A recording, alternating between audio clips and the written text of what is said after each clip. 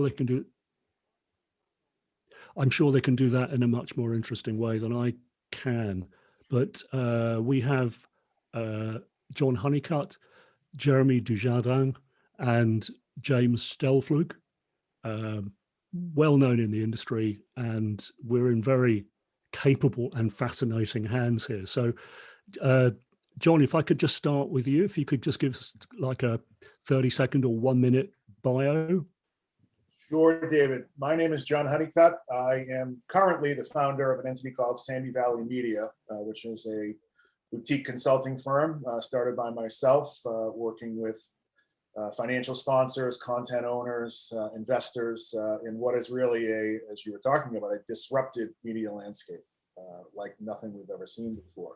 Prior to that, I spent some time at Google helping them define their strategy for GCP in media and entertainment.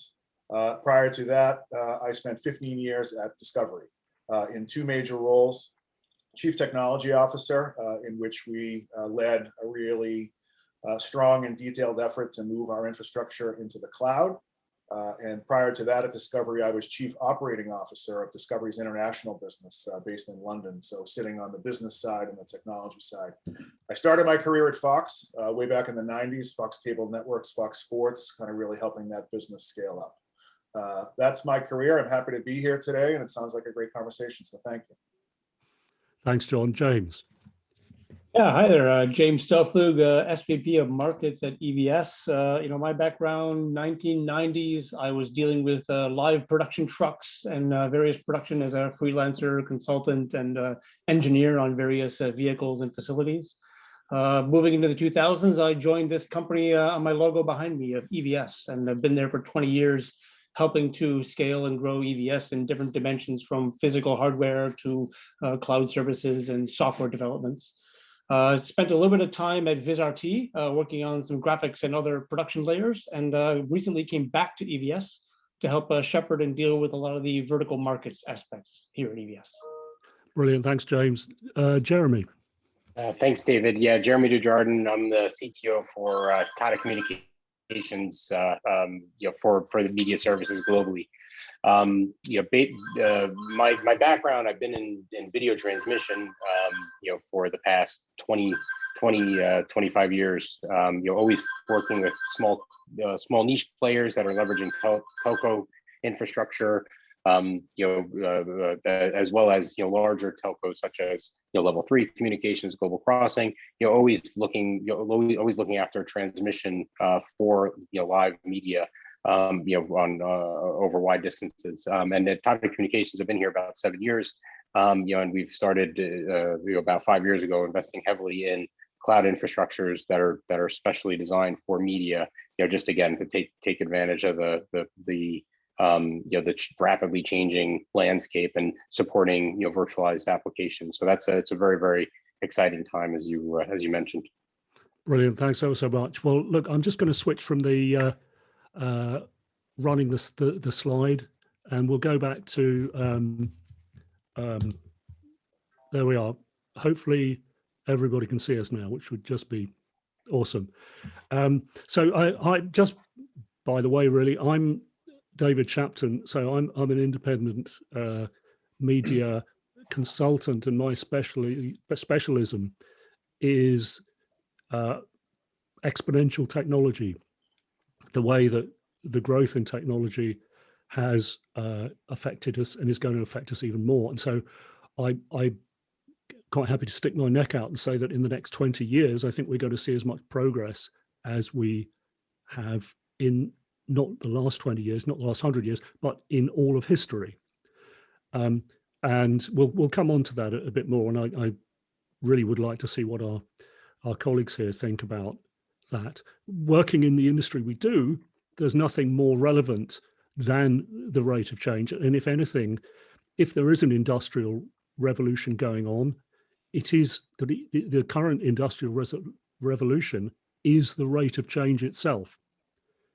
And this has enormous consequences. And just to give you a tiny bit of context, I'm old enough that when I was born, the state of the art in consumer electronics was a tube radiogram, a valve radiogram. and it would typically have like 5 valves and a clunky record deck. They were lovely pieces of furniture, but they bore more resemblance to furniture than technology. And today, well, so the slide rule was invented about 400 years ago, and I was taught how to use a slide rule at school until about 1974, when my dad he was doing some work in the aerospace industry, and he visited NASA, and he brought back a Hewlett-Packard HP-35 pocket calculator. And this thing, when I took it into school, it might have been an alien artifact. It was like, what is this thing? And I'm told that had about 5 or 10,000 transistors in it. And now the iPhone in my pocket has 13.8 thousand million transistors. And as we know, hardware is only part of the story these days. So with such an extraordinary rate of change, the current iPad, which came out 10 years after the first iPad, is 1,500 times more powerful than the first iPad in the space of 10 years. And you can't have that sort of growth, 3 orders of magnitude happening every 10 years, plus on top of that, AI and all kinds of improvement. You can't have that without massive and unbelievably significant changes. So let's kick off the discussion, because we want to bring this to our industry, and we want this to be of use to people specifically. And so we've got a lot of topics we could cover and remarkably little time in which to cover them. So let's start off by talking about the cloud and how, well, in my view, the cloud used to be a science experiment. 10 years ago, maybe, I don't know the exact time scale, but people were dipping their toes in it, if that's not a horribly mixed metaphor for a cloud. But it worked, kind of. And now it's no longer an experiment. It's a robust, proven, but still as yet largely untapped medium. So, with a focus on live production and production for live production, can we just give some general thoughts on where we are with the cloud, especially as it relates to what each of us individually do? Should we start with you, John? Sure. Look, I think that, I've said for a long time, this is an evolution, not a revolution. In some ways, all of this technology is quite revolutionary. But as content owners, content creators, content distributors, our job is to figure out how to harness this technology. And I think that's what we're going through and finding out the challenges or the opportunities within the live production world. I think that live production is probably the ultimate hybrid when we begin to talk about, the specifics of how it works and how you can leverage certain capabilities at site while leveraging certain capabilities at home, and using connectivity in ways that perhaps we might not have used connectivity in the past. And, as an aside, I appreciate the numbers that you put out, but what I will say is that so much of this is not about technology, which is pretty, interesting thing to say on a technology-focused event. But the point is that I think it's our job now to figure out how to harness and shape the technology. There's probably literally nothing in our industry that we're not capable of today, if we really put our minds to it. So I would love to be in a conversation where we find the 3 things that we just can't do, and it's impossible, because I just don't think that's the case. And so much of what we're now trying to do is match our preferred ways of working, our desired capabilities, as I call them, our financial models, our staffing models, our how we travel people around. These are the questions. Much less of the conversation, at least in my circles these days, is about raw technology. It's about how we harness and use the technology in the live world. Yeah, and I think that's a very important proviso, that technology in itself does not make great things happen. Jeremy, what's your take on this? Where do you think we are in the evolution of the cloud as far as live production is concerned? Yeah, no, I mean, I totally agree that this is about leveraging the technology for the proper use cases. But as far as live production today, I mean, I think we're largely there, and we're there. A lot of it has to do with the catalyst of COVID, what we just went through this past year. There's no doubt that has accelerated. The technology was always there to do it pre-COVID. But obviously there was a whole new variable of which made it a requirement. If you wanted to produce an event and you couldn't travel, like you didn't really have much of a choice. You needed to figure out ways to remotely produce that content, and accessing putting applications in the cloud where people could, from a distributed fashion, dial in and help produce that event. It became almost a requirement, to do it that way. So that certainly was a major catalyst in, pushing everyone forward. Again, not necessarily from a technology standpoint, but from an acceptance standpoint, where people would maybe potentially refuse to do it. Well, now you didn't really have a choice, and now we're a year later. People are realizing, well, yeah, that did work.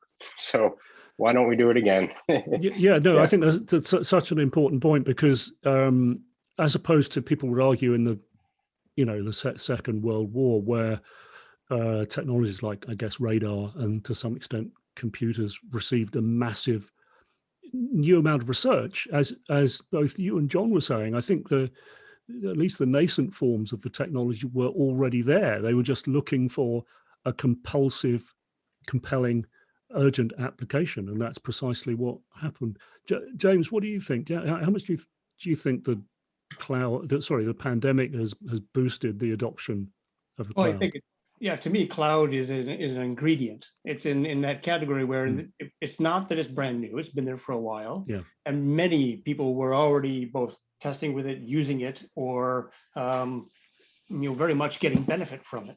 And as you said, now there's different causation that forces someone to say, well, this ingredient that was there before in the background as an experiment now becomes something that can serve a business need. And to me, it's, where is cloud beneficial? It's not the solution to everything. We know that it has benefits in massive areas where it gives you temporary burstability, gives you the ability to bring production capabilities down to apply it to live production or distribution in other areas.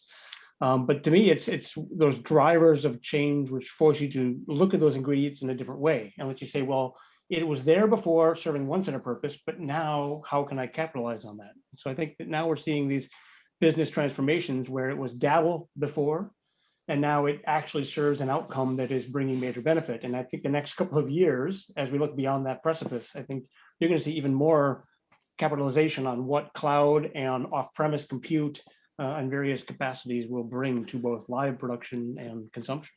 Yeah. Now, for anybody who hasn't been through this, it's tempting to think that you can flick a giant switch that's labeled cloud and not cloud on it and switch it to the cloud position. But as is usually the case, you can't just jump into the new paradigm. What do you guys think about the transition to the cloud, via hybrid solutions? Where are we with that? And have hybrid solutions improved at the same time as cloud native solutions have improved? Who's got a strong view on that? I mean, I'll start on that just to kind of springboard off it for a few seconds. I think hybrid is always of a benefit, where you can say there's always a need to still have some things on premise, whether I'm at a big event like Euro, like we were talking about before the session, where you need to have some things on premise, but maybe cloud gives the ability to burst into something temporary. I need to temporarily generate supermotion content, like EVS uses the cloud to help you generate business outcome and really actionable content into the production.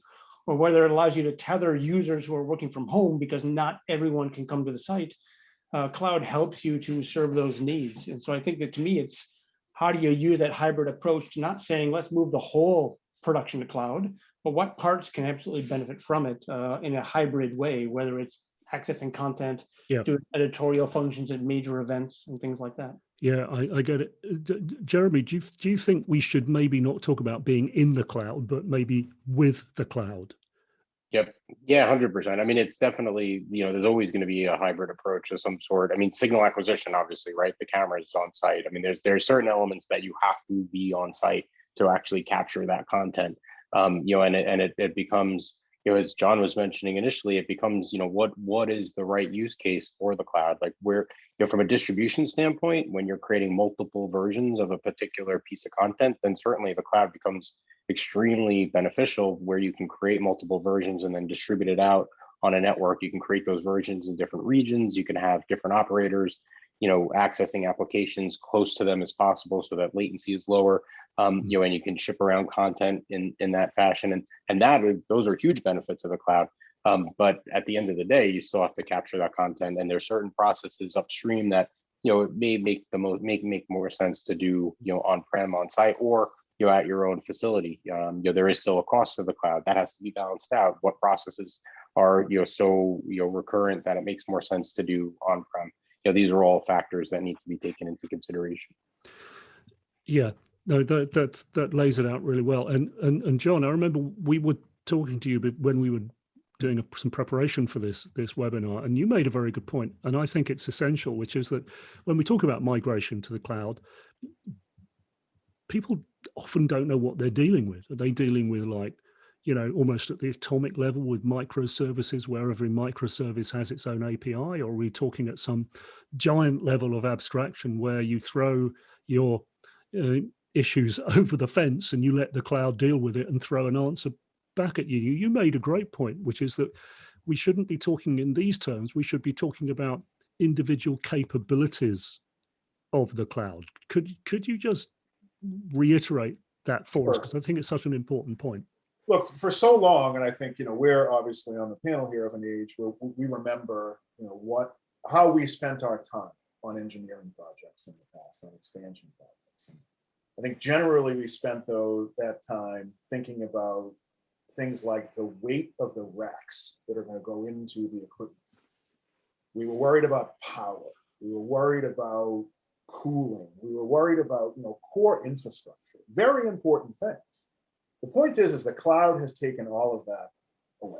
Right? We don't worry about much of that stuff in many, really all instances, with the exception of live control rooms.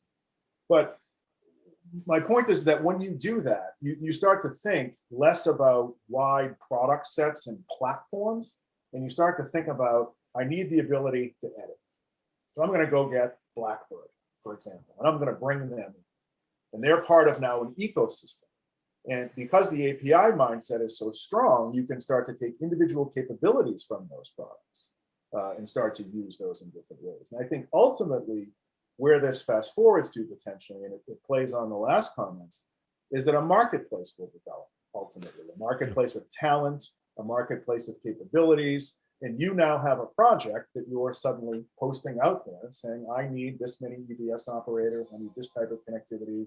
And suddenly a marketplace is available to you to plug in these capabilities and create your project, and then tear all that down and move on, which I think is, probably a few years away. We're starting to see, some, especially as companies move towards more usage-based mindset, that they're really getting down to what does an individual project or an individual component of a project actually cost me.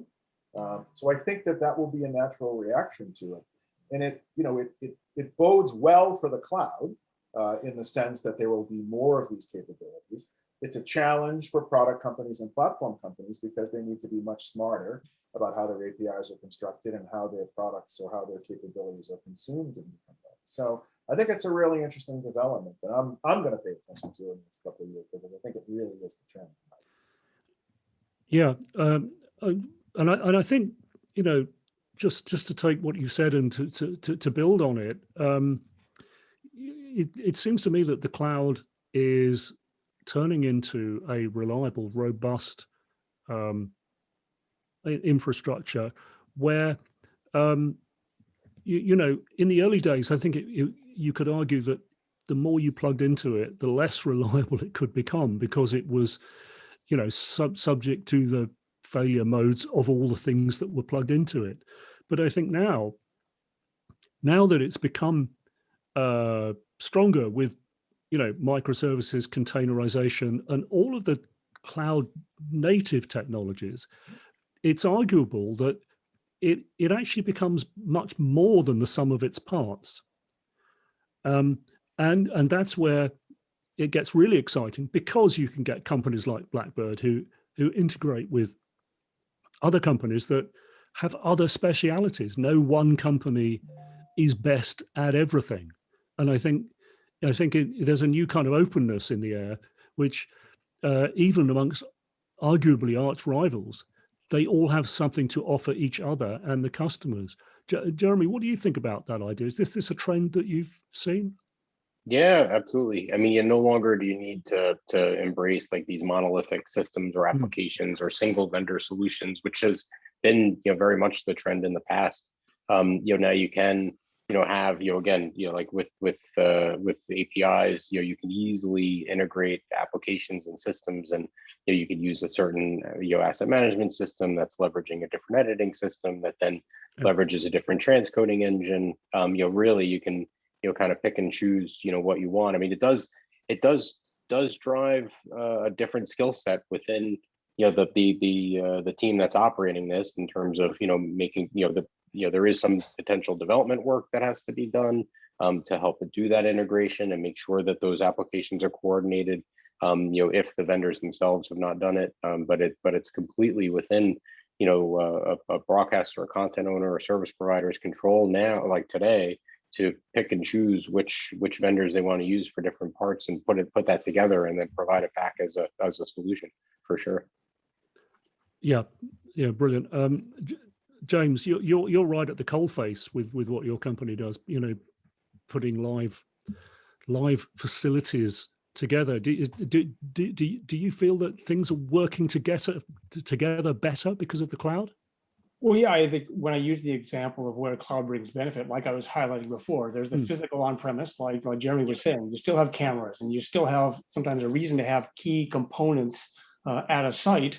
But then how do you capitalize on the cloud to do something else where you don't need to bring it to site, where it lets you do something that it wouldn't be as practical to buy a lot of excess compute and leave it in a truck if I need to do something one time in the event or on demand, or I don't even know if I would need to do it. So to me, when you look at business agility, when you look in broadcast centers, and a lot of our clients are doing this today, where you think of it as a cloud mindset. It's a business model. It's the fact that you now work on more virtualization. You turn on the collection of things you need when you need it.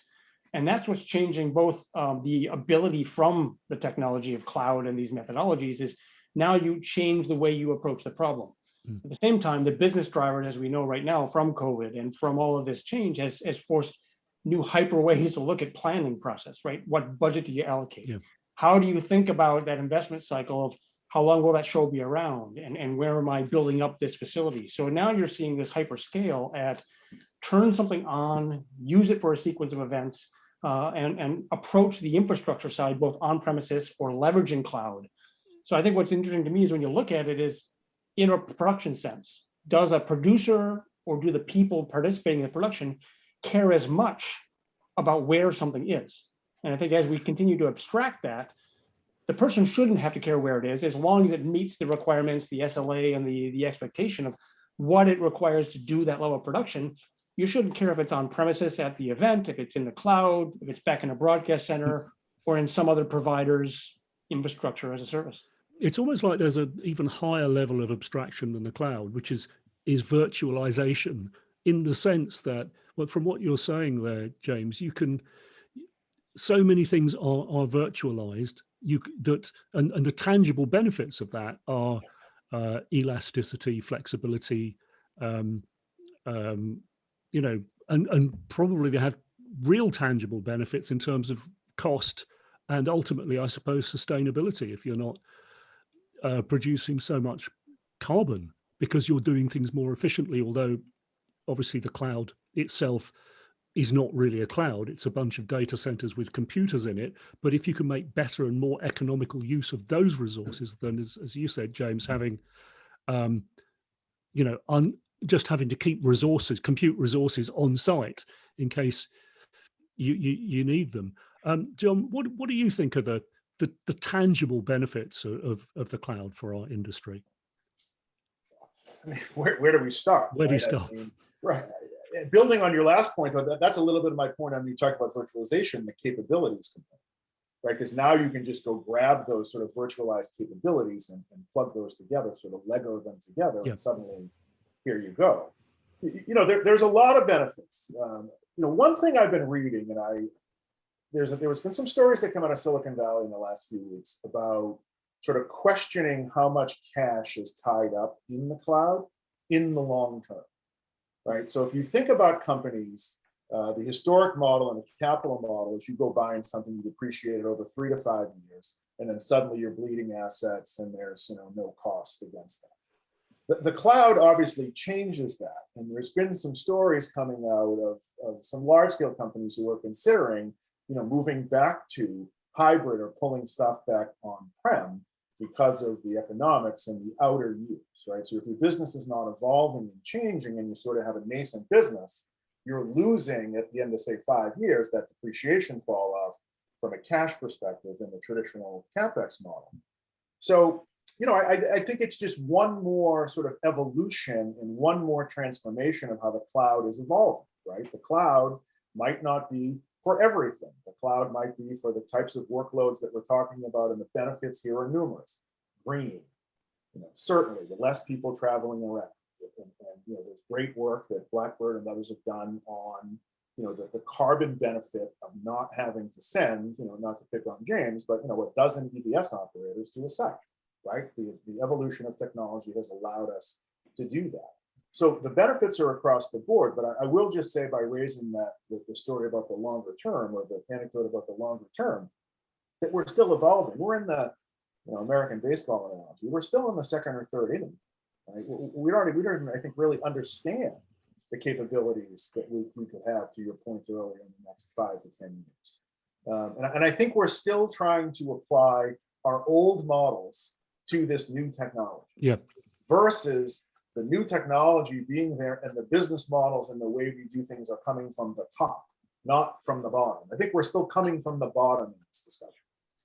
And that needs to change. I realize I didn't go too far into the benefits, but I think it's an important, you know, topic to bring up as we talk about in the macro, that this will change and transform. And how we do things today is not how we're going to do things in 3 years. No, and I think one indicator of that was that, I mean, we're used to Moore's law, which isn't really a law, it's just an observation, but it's been going at a sort of compound rate of, say, 40% a year. That adds up to enormous change. Well, I don't know if you guys saw the NVIDIA keynote a couple of months ago, and I think I heard the figure of 118% compound growth per year in the combination of AI and and machine learning hardware. And this isn't so much an elephant in the room as like a fully blown atomic explosion in the room, because I think it's going to be impossible to ignore. It's almost impossible to predict what effect it's going to have as well, because we've already seen surprising things happen. I mean, we had a politician in the UK, a senior politician, had to resign because he was caught in a compromising situation. And within seconds, there were memes of him singing, you know, a kind of karaoke style songs which contained lyrics which were ironic in respect of the, you know, thing he'd done. And honestly, that would have taken Disney Studios months to accomplish 10 or even 5 years ago. So, and I think it's always a sign when things are moving really quickly, when even, you know, if I could modestly claim that we're all experts here, if even experts are surprised at the rate of change of technology, that means it is really big. And so I just wondered, you know, and I'm essentially asking you to predict the unpredictable, but I'm going to anyway. So let's start with Jeremy. What do you think? What's your feeling for what the sorts of changes we're going to see now that are different from the changes that we sort of intuitively feel? Do you have any thoughts on that? Yeah, I mean, like you said, it's yeah. Well, yeah, I mean, like you said, I mean, the combination of AI, edge computing, 5G, like those are major shifts in how we provision and consume technology today. The idea that you would have an almost limitless bandwidth at any point and with low latency access to compute, layer on AI technology at a core infrastructure.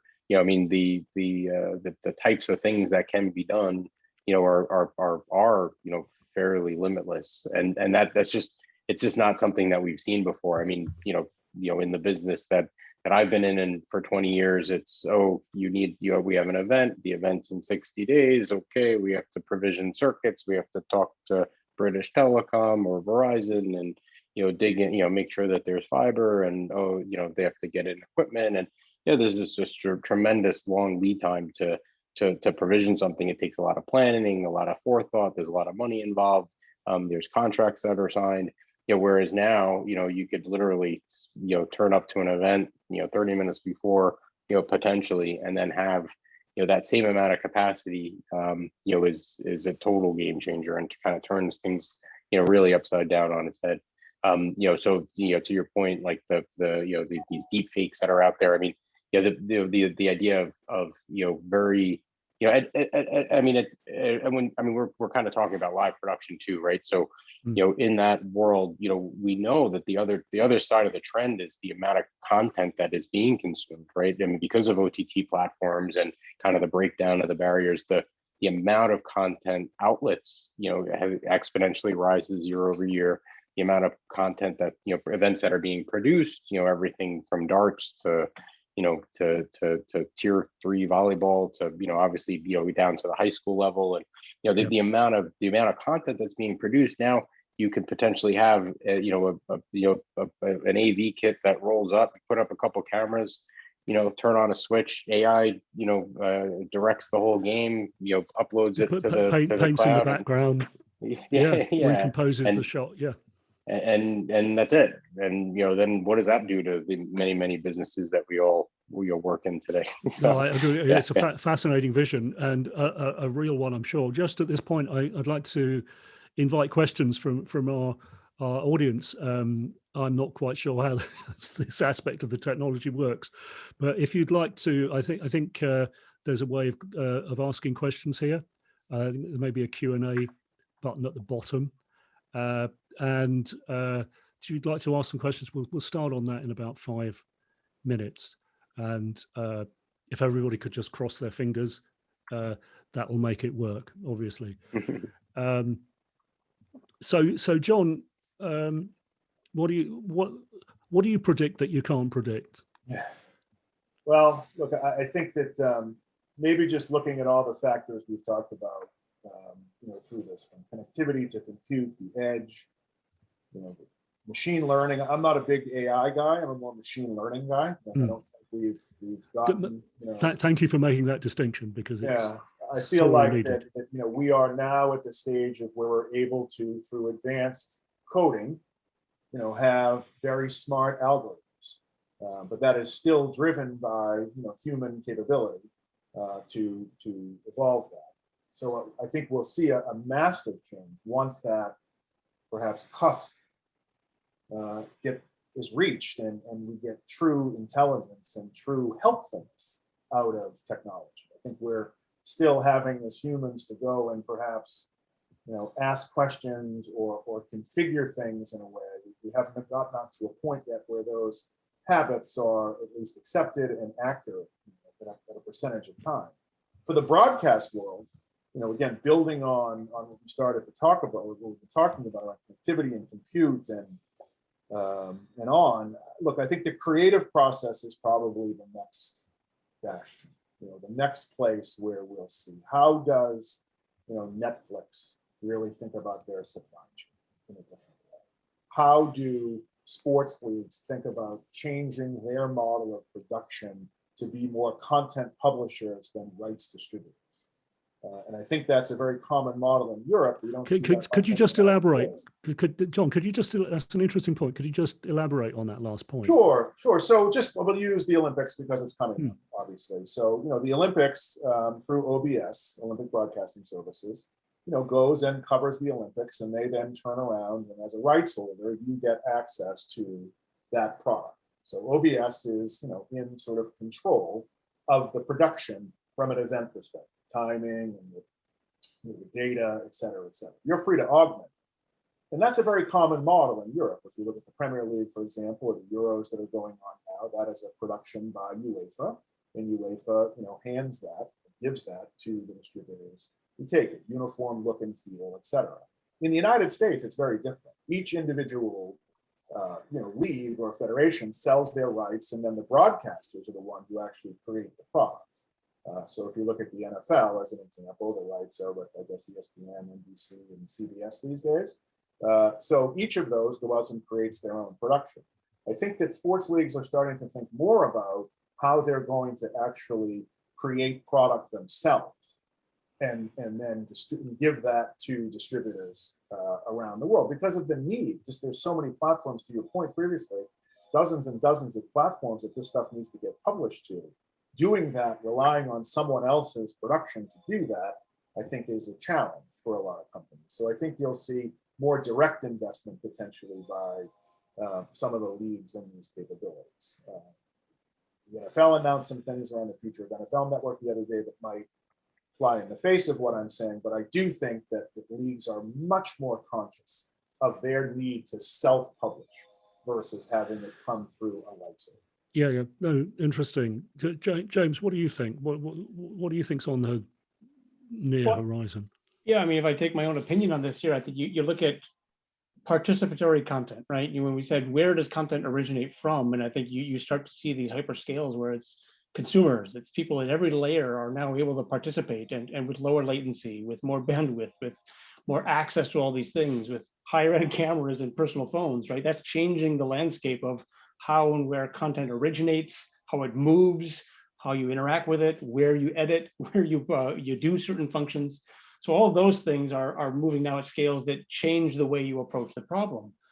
So then, yeah, like you said, what John said, when you now look at then production, what does that enable you to change? If you can now have every fan in a stadium with a camera and you participate and bring that in towards the rights owner, and the league says, we want to do something with that, that completely changes the model around what a broadcaster's role or a content creation role for a linear production used to be. So you start seeing these dimensional changes around where content flows, how people interact, and the technology enabling that. And I think it's hard to make a prediction on what that would be, but you can start to see those indicators on many different layers and facets that when you mix them all into a bucket, you're right, you get to an explosion of what AI and what machine learning can do. You can't even predict what it will allow when all those variables are also added to that equation. No, it's a fascinating time in the development of the industry. I can't think of because I think a few years ago, 5-10 years ago, you'd think, oh well, let's see what's happening next year. You go from one trade show to the next year's trade show, and you'd see what the new developments were. And then it got to like, if you go to IBC and then go to NAB, there was quite a lot that was different. Now it's like almost every day you expect there to be some dramatic announcement, and I remember I was people were asking me what I don't know why they thought I might know, but they were asking whether Blackmagic would bring out an 8K digital cinema camera, and I thought they might. It turns out I was wrong. They didn't. They brought out a 12K camera, and that took everybody by surprise, except them. They've been working on it, of course. So, well, look, we have approximately 1/10 of the amount of time that we need to do any great justice to this conversation. But we've got a couple of questions coming in. I just want to say in advance, we tried very hard to avoid this being an advertisement for Blackbird, who very kindly set it all up for us. But the questions I have in front of me all involve Blackbird. So we either don't talk about them or we do, and I think they are fair questions. So what the first one is I was going to ask John, and it's up to him whether he answers this or not, because it his motivations are his own. But somebody's asked, what made you join Blackbird's board last year, John?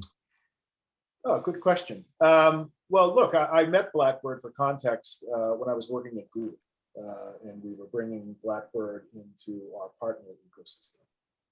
I was quite intrigued with the story of Blackbird. It's not, it's maybe an emerging company in its space, but it's been around for 20 years and has tremendous IP behind it. And editing is actually just the first manifestation of this potential IP, or of this IP.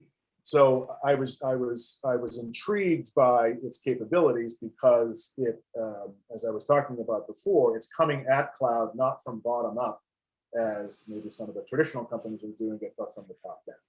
So that was intriguing in point one, and then you couple it with that IP being more expandable or more applicable potentially in other applications, and I was quite intrigued and was happy to join Andrew Bentley, the chairman of the board, and Ian as the CEO, Ian McDonough as the CEO, and the team. It's been a great experience. Now it's been about a year, I guess. I've been on the board, and we've made great progress, and there's great things in the pipeline. So very excited. Brilliant, thanks. I mean, I just my own thoughts about Blackbird are simply that what they've done is they've solved an enormous problem, which is how you do video editing, and yet you have to move enormous files around, and they've solved that by not having the problem in the first place, because with Blackbird you don't have to move those files around. Just to pick from another question here, because we've got 2 minutes left. Do you think Blackbird is in front of the curve in regards to genuine cloud-based editing platforms? As far as I know, it's the only fully cloud-based editing platform. Yeah, I think especially when you talk about the problems it solves and the way you can apply it to bring benefit. I mean, to me, that's where I agree. They're well ahead of the curve, and they're bringing tangible outcomes to those things. And rather than having the entire topic linked to cloud, I think that's just the underlayer of the enablement. But it's transforming the way you approach the problem. And for that, I think they've always been very well ahead of some of those topics. I think that's true. I mean, a lot of these ideas have been there, nascent for a long time, but the cloud has reached a stage where it becomes possible. But the way you adopt the cloud to solve your problems can give you a huge advantage, which I think Blackbird has. And again, we've talked about, was it you mentioned this, John? I can't remember that. Very often we don't make the best adaptation to new technology because we're thinking about it in terms of our old technology. This was your point, John, coming from below as opposed to looking at it from the top.